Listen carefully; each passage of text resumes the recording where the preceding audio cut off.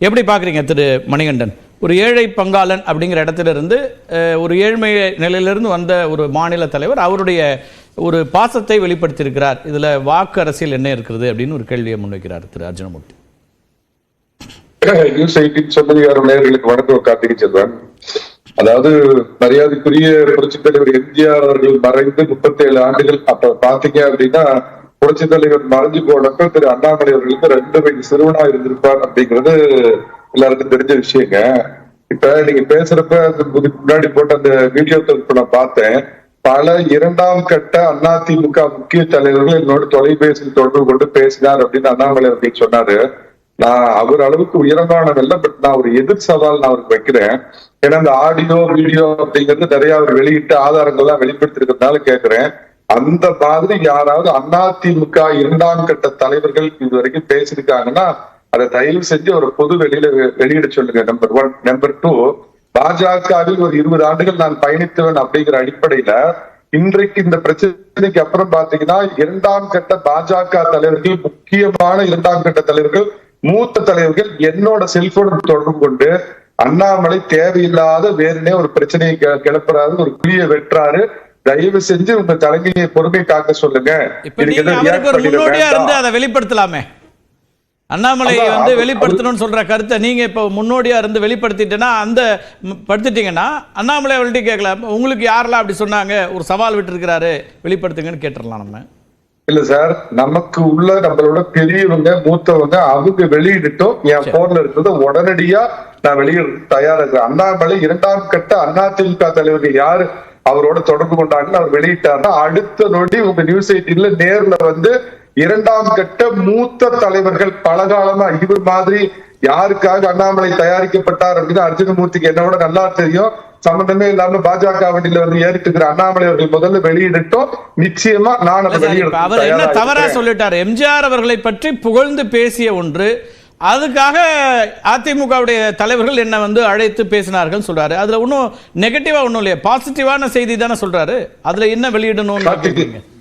கார்த்திகை செல்வன், அதாவது அவருடைய ஹிஸ்டரிய பாத்தீங்கன்னா குறைந்த, அதாவது போலீஸ்ல பாத்தீங்கன்னா அவர் ஒரு எஸ்பி லெவலுக்கு முன்னேற ஒரு நேர்மையான அதிகாரி, அதுல மாற்று கருத்து இல்ல. அரசியல்ல பாத்தீங்கன்னா இன்னும் அவர் கிரேட் 1 கான்ஸ்டபிள் அளவுக்கு தான் இருக்கிறாரு. இதுக்கு முன்னாடி மரியாதைக்குரிய புரட்சி தலைவி அவர்களை பாராட்டுற மாதிரி என் மனைவி கூட புரட்சி தலைவி அளவுக்கு வலிமை வாய்ந்தவர் அப்படின்னு தேவையில்லாத ஒரு சீண்டலை பண்ணாரு.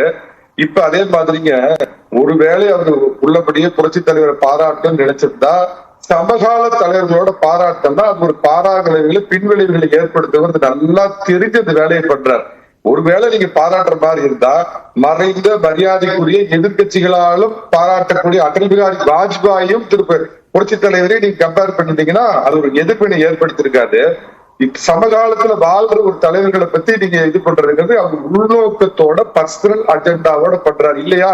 நீங்க சியாம் பிரசாத் முகர்ஜி, தீன் தயாள் உபாத்யாயா, அவரை பத்தி இவருக்கு தெரியாது. இவரு வாண்டடா வேறதுக்காக தயாரிக்கப்பட்டு இங்க இந்த வண்டியில ஏறினவர், அதனால அந்த கட்சியோட வரலாறு தெரிஞ்சு உள்நோக்கம்னு எதை பாக்குறீங்க நீங்க? அதுதான் நான் சொல்றேன். தன்னுடைய சுய லாபம், அவருக்கு ஒரு பர்சனல் அஜெண்டா இருக்கு. பொது எதிரி திமுக அப்படிங்கறத விடுத்து நேற்றைய நண்பன் அதிமுகவை சீண்டுவதை தனது வாடிக்கையாக வைத்துள்ளார் அண்ணாமலை. நான் ஏற்கனவே சொன்ன உதாரணம், அம்மா அவர்களை எப்படி கம்பேர் பண்ணாரு, இப்ப புரட்சி தலைவர் எப்படி கம்பேர் பண்ணார் அப்படிங்கிறது பண்ணாத மாதிரி ஒரு ஒப்பீடு பண்ணா அந்த பக்கம் அண்ணன் ஜெயக்குமார் காத்துக்கிட்டு இருப்பாரு, அண்ணாமலை எப்ப பால் போடலாம், அதுல எப்ப சிக்ஸர் அடிக்கலாம் அப்படின்னு அவர் காத்துக்கிட்டு இருப்பாரு தெரியும். சோ அதை எதிர்பார்த்து புரட்சி தலைவரை புகழ்ற மாதிரி இது ஒரு குழியை வெட்டுறது, மறுபடியும் நேற்றைய நண்பனான அதிமுகவை சீண்டி பார்க்கிறது அப்படிங்கிற ஒரு பர்சனல் அஜெண்டா. அதாவது என்ன அப்படின்னு கேட்டீங்கன்னா, நான் வெளிப்படையா சொல்றேன், நான் பாஜகவில் பயணித்தவன், அதிமுக தலைவர்களோடு நல்ல தொடர்பில் இருக்கிறவன். 2024 பாராளுமன்ற தேர்தலில் அதிமுக பாஜக கூட்டணி முடிந்ததற்கு ஒரே முதற் காரணம் அண்ணாமலை அப்படிங்கிறது நான் வெளிப்படையா முதல்ல சொல்லிடுறேங்க. 2026 ஒருவேளை அதிமுக விரும்புற மாதிரி ஒரு கூட்டணி ஏற்படாவிட்டால் தப்பி தவறி கூட ஒரு கூட்டணி பாஜகவோட ஏற்பட்டு விடக்கூடாது அப்படிங்கறத ஒரு அஜெண்டாவா எடுத்துக்கிட்டு அதன் மூலமாக அவர் யாருக்கோ ஒரு ஆதாயம் பண்ணணும் அப்படிங்கிறதுக்காகத்தான் இவர் வலுக்கட்டாயமா இன்னைக்கு புரட்சி தலைவரை புகழ்ற மாதிரி தேவையில்லாத நீங்க வேறு ஒரு ஆங்கிள் இதை பாக்குறீங்க. இது எம்ஜிஆர் அவர்களுடைய வாக்குகளை பெறுவதற்கான ஒரு அறிக்கை அல்ல, ஒருவேளை அதிமுக பாஜக கூட்டணி என்று வந்துவிடக் கூடாது என்பதற்கான ஒரு அறிக்கை என்பதா உங்களோட பார்வை இருக்கு. நீங்க உங்க இன்டர்பிரேஷன் அப்படி ஒரு பாயிண்ட் சொல்லிருக்கேன். பிஜேபி எல்லாருமே ஒத்துக்குவாங்க, இட்ஸ் ஐடியாலஜிக்கல் பேசிக் பார்ட்டி. அதிமுகங்கிறது ஒரு கல்ட் ஓரியன்டட் பார்ட்டிங்க. புரட்சி தலைவரை கடவுள் மாதிரி கும்பிடுறவங்க. அது இது ரெண்டுக்கும் சம்பந்தமே கிடையாது. அதனால எம்ஜிஆர் அவர்களை வைத்து ஒரு வாக்கு வங்கிக்காக அவர் பண்ணல. தப்பி தவறி கூட ஏதாவது ஒரு சூழ்நிலையில் திரும்ப 2026 வரைக்கும் எந்த விதத்திலும் கூட்டணி கிடையாதுன்னு மரியாதைக்குரிய பொதுச் செயலாளர் எடப்பாடி பழனிசாமி அறிவிச்சிருக்கார். இருந்தாலும் எனக்கு நல்லா தெரியும், 2ஆம் கட்ட பாஜக தலைவர்கள் அண்ணாமலை நீங்களாக அத்தனை பேரும் அதிமுகவோடு ஒரு சுமூகமான கூட்டணி ஏற்பட வேண்டும் அப்படிங்கிற விருப்பத்தில் இருக்கிறாங்க. எல்லாவற்றிற்கும் மேலாக தமிழகத்துல ஒரு கண்ணியமான அரசியல் நடத்திட்டு இருக்கு. அதிமுகவை தொடங்கிய ஒரு தலைவரை, நிறுவன தலைவரை புகழ்ந்து பேசுறதுதான சுமூகமான உறவுக்கான தொடக்கமா இருக்க முடியும். அதுதான் அப்ப அதே விதமா தானே அவர் இருக்காருன்னு பார்க்கணும்.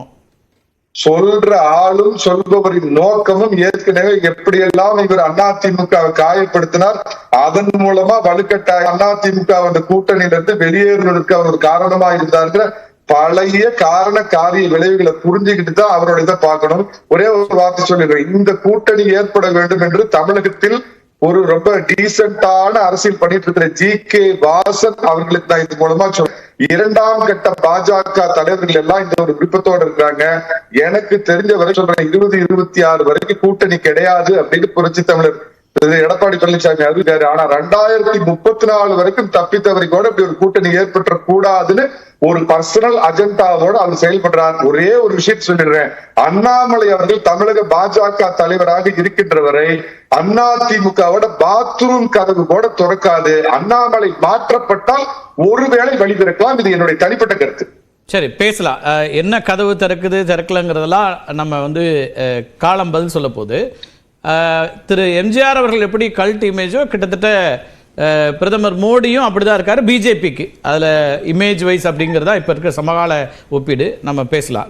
திரு மனோகர் பாஷாட்ட தொடங்கிட்டதுனால அவர் கேட்டு வந்துடுறேன். நீங்கள் உட்பட, உங்கள் தலைவர் உட்பட அத்தனை பேரும் ஒன்றாக வேண்டும் அப்படின்னு நினைக்கிற நேரத்தில் அவர் வேறு ஒரு சதி அப்படிங்கிற மாதிரி இதை எடுத்துகிட்டு வர்றார். இதுக்கு உள்நோக்கம் இருக்குது இந்த அறிக்கைக்கு அப்படின்னு பார்க்குறாரு. நாம் எம்ஜிஆர் வாக்குகளை பாஜக குறிவைக்குதா அப்படின்னு நினச்சா அவர் என்ன சொல்கிறாரு, இல்லை இந்த அதிமுக பாஜகன்னு ஒரு இணக்கம் எந்த இடத்துலையும் வந்துடக்கூடாதுக்கான ஒரு அறிக்கை அப்படின்னு இதை பார்க்குறாரு. நீங்கள் அதாவது புரட்சித் தலைவர் எம்ஜிஆரை பொறுத்தவரை அவரை ஒரு மாநில தலைவராக ஏற்றுக்கொள்வதற்கு நான் தயாராக இல்லை. ஏனென்றால் அவர் மிகப்பெரிய தேசிய தலைவர். ஓகே, இன்னும் சொல்ல போனால் தன்னுடைய மனதில் பட்ட கருத்தை துணிந்து சொல்லக்கூடியவர். என் தலைவர் காமராஜ், என் வழிகாட்டி அண்ணா என்று திமுகவில் இருக்கும் பொழுதே பெருந்தலைவர் காமராஜரை தன்னுடைய தலைவராக அறிவித்தவர் புரட்சி தலைவர் எம்ஜிஆர் அவர்கள். அப்படிப்பட்ட தலைவரை மோடியோடு ஒப்பிட்டு பேசுவது என்பது அதிமுகவினுடைய அடிமட்ட தொண்டர்களை பொறுத்தவரை அது மகிழ்ச்சியை உருவாக்குமே தவிர பிளவுக்கான ஒரு வாய்ப்பாக இருக்கும் என்று நான் எதிர்பார்க்கவில்லை. ஏனென்று சொன்னால் உண்மையிலேயே அண்ணா திராவிட சொல்றாரு, மறைந்த தலைவர்களையும் ஒப்பிடுறது வேற. சமகால தலைவர் அவர் நீங்களே சொன்ன மாதிரி எம்ஜிஆர் அவர்களை வெறும் தமிழ்நாட்டோட பொருத்தி பார்க்க முடியாது. அவரு அகில இந்திய அளவில் பார்க்கப்படக்கூடிய ஒரு தலைவராக இருக்கிற நேரத்தில் அப்புறம் அவர் ஒரு பாரத ரத்னா புகழ்ச்சிக்கெல்லாம் போயிட்டார். அவரை நீங்க சமகால தலைமையோட ஒப்பிடுறதை எப்படி சரியா இருக்க முடியும்? இந்திய பிரதமரோட ஒப்பிடுறது ஜெயக்குமார் தான் சொல்றாரு, இது மலைக்கும் மடுவுக்கும் இடையிலன்னு ஒரு விமர்சனம். அவர் மலைன்றதுல யாரும் மாறுபட்ட கருத்து இல்ல. அதுக்காக மோடி மலையிலிருந்து இவர் சொல்ல முடியாது.